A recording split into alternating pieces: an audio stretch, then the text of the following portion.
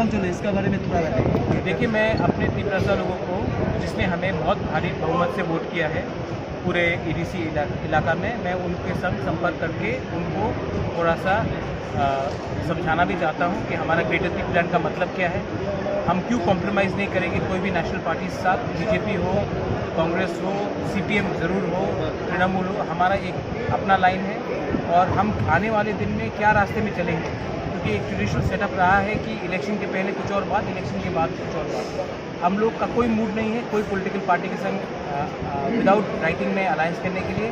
और हमारा जो ग्रेटर त्रिपुरा का मूवमेंट है वो आने वाले दिन में और स्ट्रॉन्ग होगा, क्योंकि हम कॉन्स्टिट्यूशनल सोल्यूशन चाहते हैं अपने इंडिजिनस लोगों को।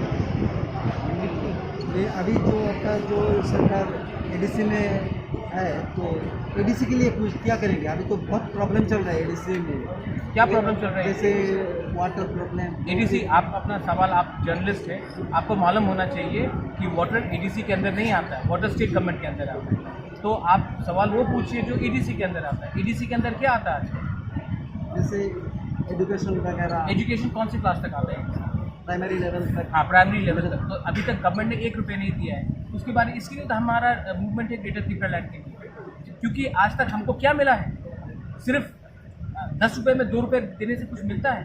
ये स्टेट किसका है? परसों 9 को वर्ल्ड इंडिजिनस डे है। इंडिजिनस का कौन बनाएगा? हम लोग ही बनाएंगे। तो हमको मूंगफली में कुछ देने से कुछ चलेगा नहीं। इसी के लिए हमारा ग्रेटर त्रिपुरा का मूवमेंट है under article 3 of the Indian constitution. हम चाहते हैं कि हमारा संवैधानिक अधिकार जो 72 ईयर से लिया गया है वो एडीसी जीतने से काफ़ी नहीं होगा, पूरा स्टेट जीतना पड़ेगा हमको। और हमको गवर्नमेंट ऑफ इंडिया को सोल्यूशन देना पड़ेगा हमारा प्रॉब्लम को सोल्यूशन लाने के लिए। 2026 में फिर से डिलिमिटेशन होगा, उसके बाद ना रहेगा त्रिपुरा, ना रहेगा त्रिपुरी। इसके पहले हमको गवर्नमेंट ऑफ इंडिया से आश्वासन चाहिए कि वो हमारा सुरक्षा देगा।